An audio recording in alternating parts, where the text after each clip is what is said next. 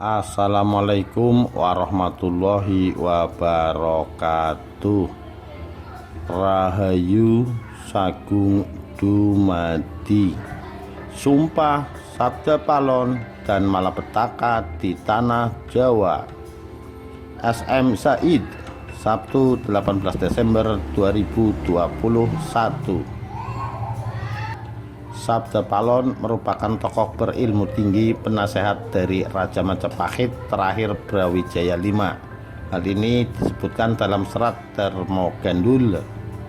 Di kitab Kasustraan Jawa karya Ki Kalam Widi ini juga disebutkan kalau Sabda Palon merupakan sosok yang sama dengan tokoh pewayangan bernama Semar atau Manik Maya yang telah ada sejak ribuan tahun lalu. Konon karena kedikjayaannya, Sabda Palon bisa memerintah seluruh makhluk halus di tanah Jawa. Sehingga konon sosok Sabda Palon ini juga merupakan makhluk gaib yang menjadi pelindung dan penjaga raja-raja di tanah Jawa sejak 525 tahun sebelum Masehi. Sang Sabda Palon ini juga disebut-sebut dapat membuat kawah air panas di atas sejumlah gunung berapi di tanah Jawa. Bagi orang Jawa yang berpegang pada Kawaruh Jawa, pastilah memahami tentang apa dan bagaimana Semar. Di kalangan spiritualis Jawa, pada umumnya keberadaan Semar diyakini berupa suara tanpa rupa. Secara khusus, bagi yang memahami lebih dalam lagi, keberadaan Semar diyakini dengan istilah mencolo putro, mencolo putri. Artinya dapat berwujud dan menyamar sebagai manusia biasa dalam wujud berlainan di setiap masa.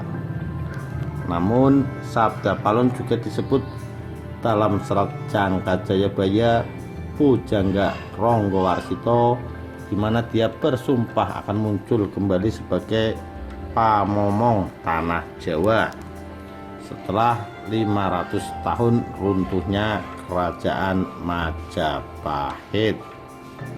Sumpah itu disebutkan sebelum berpisah dengan Prabu Brawijaya V. Kedekatan sang penasehat spiritual ini dengan Raja Brawijaya V akhirnya berakhir saat sang raja memutuskan untuk memeluk agama Islam. Salah satu syairnya atau pupuhnya memuat ramalan tentang kehancuran Islam di tanah Jawa dan adanya malapetaka pasca 500 tahun keruntuhan Majapahit.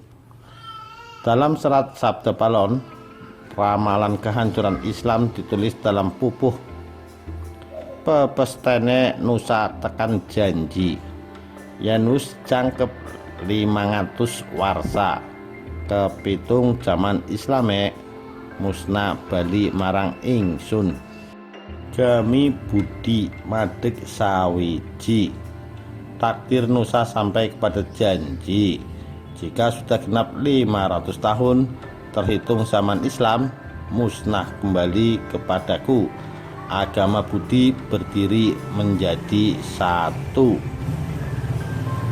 Selain itu, dalam serat Sabda Palon, kemunculannya akan ditandai dengan beberapa kejadian alam, diantaranya meletusnya Gunung Merapi. Kulat damel pratanda. Pratanda tembayan Mami Hardi Merapi yang wis njebluk milik lahar.